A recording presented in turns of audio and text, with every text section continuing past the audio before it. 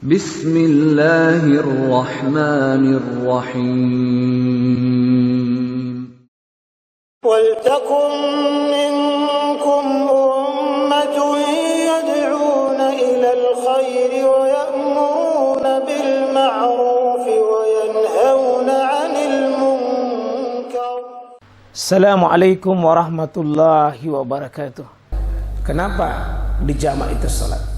Kalau hadis ini yang diambil oleh Syekh itu cuma satu saja sebabnya.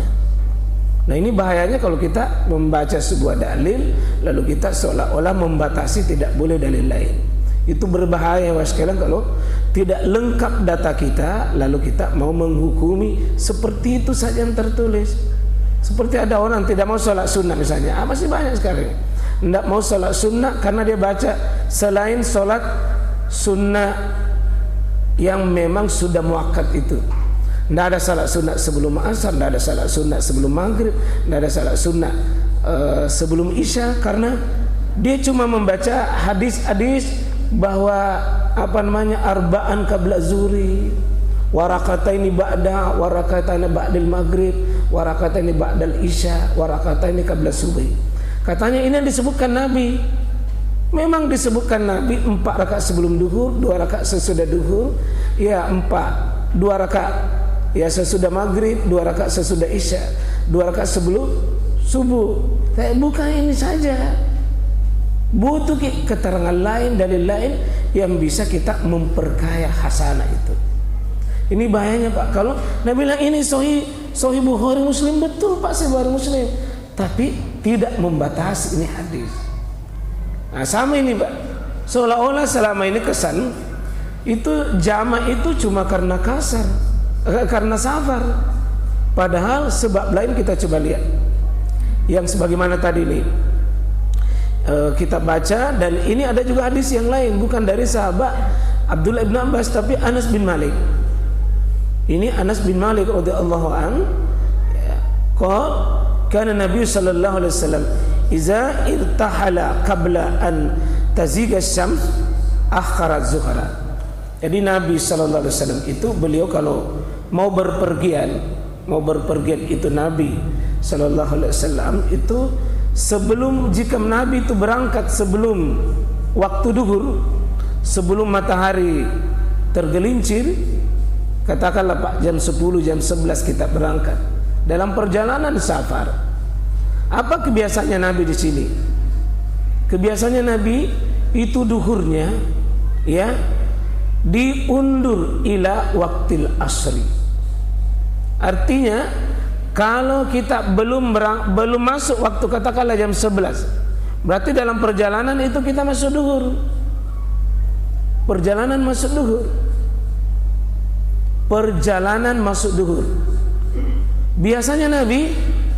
Biasanya Nabi itu duhurnya yang masuk dalam perjalanan apa? Ditunda ke waktu asar kalau dikerja. Nah, ini kan kita nyaman biasa kalau sudah masuk waktu sholat ya, kita kerjakan saja duhur dengan asar pada waktu duhur. Kalau kita baca di sini ya, tidak, beliau nanti tunda di waktu asar. Beliau tunda di waktu asar, bukan ambil di waktu maghrib. Itu kebiasaan. Karena ini adalah hadis fi'liyah, hadis perbuatan Nabi, maka tidak menuntun kita harus begitu. Tapi ini boleh seperti itu. Dan itu yang kelihatannya lebih Nabi SAW. Karena inti daripada pembahasan sholat jamaah ini, agama ini ya ikhwah, dibangun di atas kelembutan, kerahmatan, dibangun dari sebuah kemudahan. Syariat itu nasuruki sholat dalam kondisi tertentu tidak normal, karena perjalanan juga tidak normal, maka tidak meninggalkan sholat, tetapi boleh diberikan rukhsah keringanan. Apa keringannya? Yakni disebutkan summa yajma'u bainahuma. Apa itu menjamak? Jadi menjamak itu rahmat. Menjamak itu adalah rahmat, supaya Allah inginkan kita ini beribadah, Pak. Tidak beban, tidak susah. Ini tuh harus dipahami sifat dasarnya ini, Pak. Agama ini tidak sulit. Jangan bikin susah ini agama.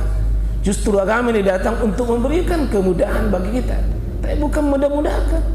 Tidak digugurkan sholat. Tapi kalau misalnya kita berangkat dari sini mau ke, katakanlah ke Bone, mau ke Sinjai, belum masuk waktu sholat, ya belum masuk waktu sholat, maka duhur sudah masuk dalam perjalanan, maka boleh ditunda itu duhurnya di waktu asar. Tapi misalnya, kalau misalnya kita sudah masuk seperti ini hadis ini, wa iza zagat, apabila sudah tergelincir itu, ya di waktunya, maka sudah masuk waktu duhur, artinya sudah duhur baru berangkat. Maka di sini salat zuhra summa raqibah. Beliau salat duhur dulu, tentu dengan yajma' bainahuma, dia gabung. Dengan digabungnya ini artinya duhur dikerja, kemudian ditarik itu asar di waktu duhur, ditarik asar di waktu duhur, ditarik asar di waktu duhur. Belum masuk waktu duhur, belum masuk waktu asar, tapi dia ditarik ke waktunya duhur. Nah, itu yang biasa kita sebut sholat jamak takdim. Ditakdim ke, dimajukan dia. Sedangkan sebaliknya kalau memang belum masuk waktunya, maka dia ditakhir.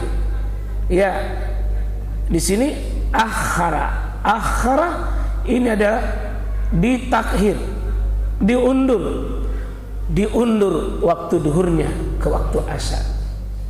Jadi apa ini inti semua ini, Pak? Perjalanan kadang-kadang tidak senormal. Kalau kita dalam keadaan mungkin tidak normal, kalau supaya tidak menyulitkan kita beribadah duhur, ya tidak menyulitkan kita, maka itu ditarik nanti pada waktunya asar. Atau supaya tidak naganggu ki asar itu dalam perjalanan, maka lebih baik tarik asarnya ke waktu duhur. Yang intinya jangan tinggalkan sholat, jangan tinggalkan sholat. Nah, jamaah sekalian dirahmati oleh Allah Subhanahu wa taala, ini salah satu sebab Nabi melakukan itu safar. Ya, dan ini pada umumnya kita sudah praktek ini, Pak. Kita sudah lakukan ini. Tapi ini mungkin ada hal lain yang mungkin kita tidak lakukan ini, seperti hujan. Disebutkan an Ibnu Abbasin qala sallallahu Rasulullah sallallahu alaihi wasallam zuhra wal asra jami'an bil Madinah fi ghairi khaufi wala safar. Di sini Nabi sallallahu alaihi wasallam itu menjamak salatnya duhur dengan asar waktu Nabi tinggal di Madinah, enggak safar. Itu fi ghairi khauf, bukan karena takut dan bukan karena safar. Ya, bukan karena safar. Tapi setelah nanti ditanya, nanti ada riwayat hadis yang lain di sini disebutkan ini sama ini. Kalau itu tadi hujan, ya. Nah, di sini disebutkan ani Ibnu Abbasin qala Rasulullah SAW, bahwa Nabi sallallahu alaihi wasallam Rasulullah sallallahu alaihi wasallam salat zuhra wal asra, duhur dengan asar jamian bil Madinah fi ghairi khaufi wala safar. Bukan karena takut. Berarti takut itu, Pak, bisa dijamak.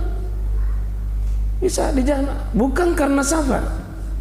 Qala Abu Zubair, berkata Abu Zubair, fasa'altu Sa'idan, saya bertanya itu, ya, saya bertanya itu kepada lima fa'ala zalik, kenapa Nabi melakukan itu? Faqal sa'altu Ibnu Abbasin, saya bertanya kepada Abdullah bin Abbas, kama sa'altani, sebagaimana saya bertanya. Faqal, kenapa Nabi melakukan itu? Kata Abdullah ibnu Abbas, Nabi menghendaki itu apa? Arada. Nabi mau, Nabi ingin, Nabi kehendaki Allah yukhrija ahada, ya, min ummatihi, supaya umatnya itu la Allah yukhrija ahada min ummati, supaya umatnya itu tidak beban, tidak masalah.